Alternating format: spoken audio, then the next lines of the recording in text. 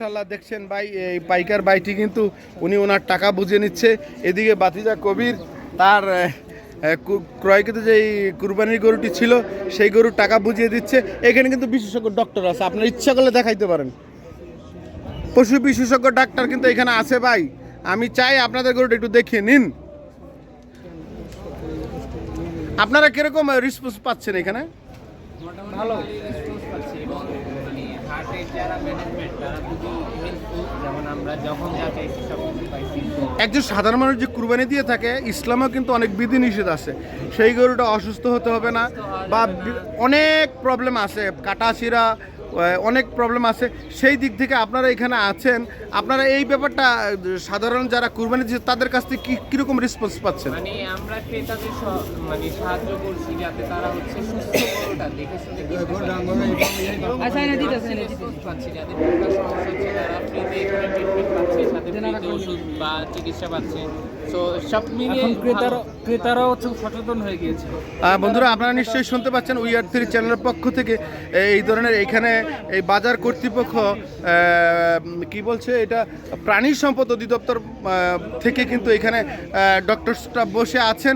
ওনারা কিন্তু সঠিক তথ্যটি কিন্তু সাধারণ ক্রেতা তাদেরকে দিচ্ছেন। আমরা আশা করব অবশ্যই আপনারা আপনার প্রিয় পশুটিকে যখন কিনবেন তখন সেটা যেন সুস্থ হচ্ছে।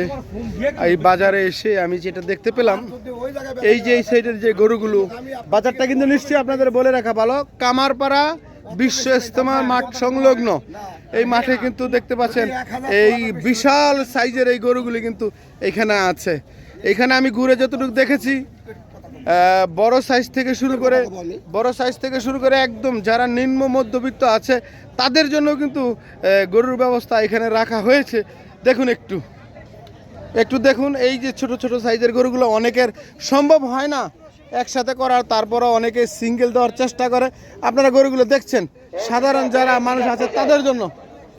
দেখুন বন্ধুরা, আমরা কিন্তু এই মুহূর্তে আছি একদম কামারপাড়া বিশ্ব ইজতেমা সংলগ্ন যেই মাঠটি আছে, এখানে যে হাটটি বসেছে ঠিক সেই হাটে প্রচুর সংখ্যক গরু এবং প্রচুর সংখ্যক ক্রেতা এখানে কিন্তু ইতিপূর্বে উপস্থিত।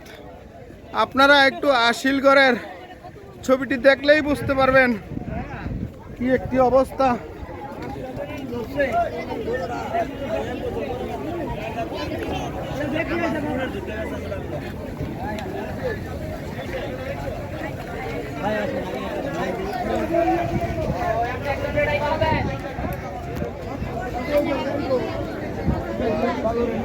আপনারা দেখছেন একটি গরু কিন্তু ক্রয় বিক্রয় হচ্ছে সাধারণ ক্রেতা এবং বিক্রেতার মাধ্যমে ঠিক আশিলগড়ের সামনে।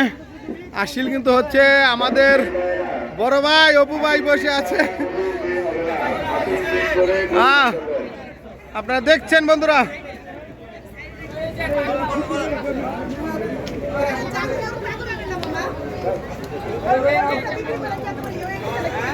বাইরে আনসার ছিল না।